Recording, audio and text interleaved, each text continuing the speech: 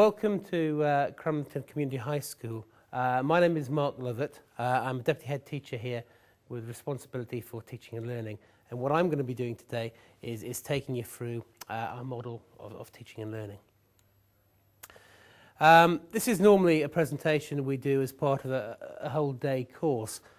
Today we're going to be focusing on a framework for teaching and learning. Now, one thing which we think underpins our lessons here at Cramlington is that we ask our students to be thinkers. We try to create a questioning culture where they're encouraged to ask questions. Teachers plan and ask questions. We encourage our students to be active, so not passive learners. They're active in their learning. And we encourage them to be positive and work in a positive environment. But also, we encourage resilience and persistence because learning isn't always fun. Sometimes it's hard work. Okay, let's look at our framework then for teaching and learning. It's underpinned by what we see as 5 of the most recent initiatives in teaching and learning. Accelerated learning, thinking for learning, assessment for learning, something called the critical skills approach, collaborative problem-solving approach, and effective use of ICT. And I'll talk a little bit about each of those now. Accelerated learning or brain-based learning is really kind of like best summed up by that quote there, I think. Professor John McBeef said accelerated learning is a combination combining the art of teaching with the science of learning. And I think that probably best puts it. What we're now beginning to understand and find out about the human brain, how the human brain takes in information, processes information, stores information, retrieves information. That understanding of how the brain, the organ for learning, how it works, how it functions, beginning to inform classroom practice. Now, I was lucky enough about 4 years ago to go to a presentation in America on brain-based learning. And what I remember about the journey from Newcastle down to London was sitting next to a doctor, a female doctor, who was going to a presentation on rectal surgery. And she was most animated most excited about her conference in Hong Kong she was going. Told me all about it. And she asked me where I was going, and I said, well, I'm going to a conference on brain-based learning. At which point she kind of shrugged dismissively and said, well, yeah, what else would you learn with? And I thought she had a point, because, the brain is the organ for learning, but the implications of that then are what do we, as the experts in making learning happen, what do we know and understand about the brain? And how do we begin to apply that into our classroom to come up with effective strategies for learning? So part of what informs our teaching learning cycle is brain-based or accelerated learning. Thinking for learning. Now, this is a big topic. If you're in the humanities fields, you have your David Leitz thinking through geography, thinking through history with your taboo, murder mysteries, living graph activities. You may be kind of de Bono's person, and you think of de Bono's thinking hat, with the red hat for how do you feel, the yellow hat, what works well, the black hat, what are the issues, the green hat for ideas. You may be into taxonomies, Bloom's taxonomies, and levels of thinking. You may be David Hill's thinking maps person. We tend to incorporate all of these ideas into our cycle, so we take the best from everywhere, really. And I guess what it's about for us is about metacognition, making the language of thinking explicit, giving the students a vocabulary that they can use to describe their thinking, but also giving them the tools to help them think and develop the thinking, as well as making sure the activities we plan develop higher order thinking as well.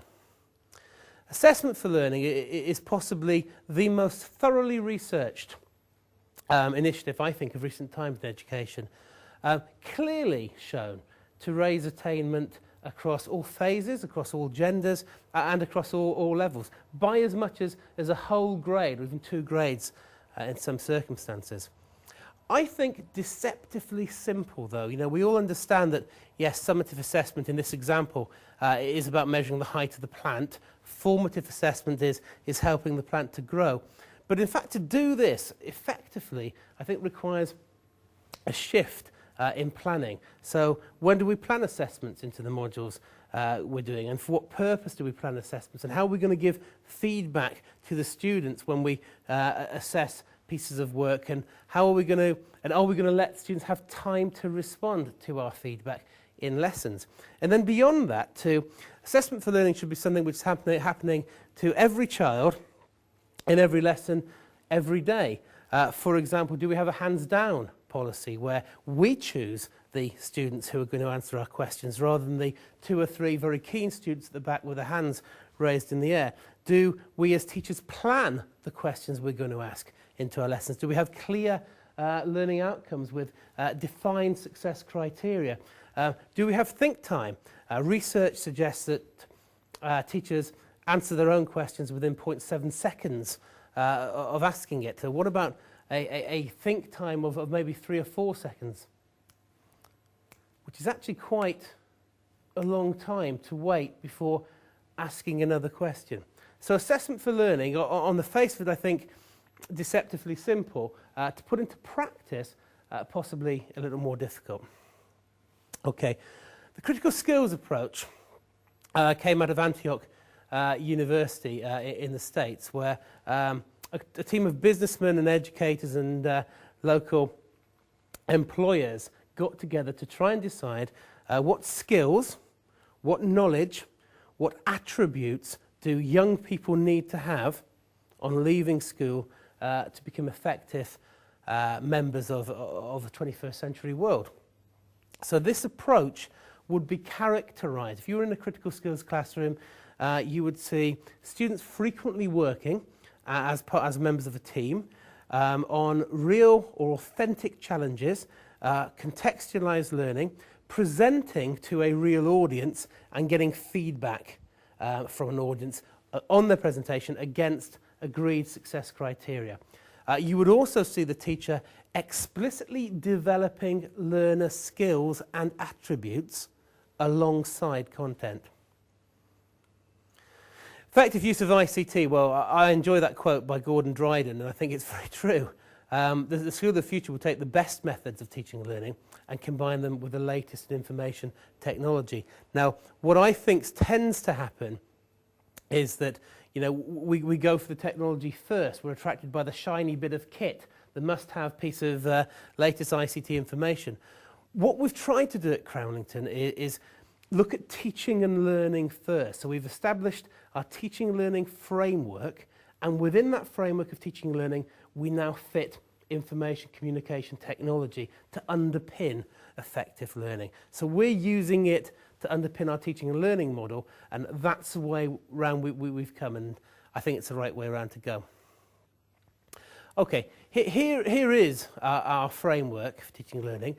This is a template. It's not a straitjacket, but it's a template for planning our lessons, and it's used across our entire curriculum to plan every lesson on the curriculum. Later, I believe you'll hear from Mark Simpson, who will tell you how we've taken this framework, turned it into a unitised framework and put all our lessons online.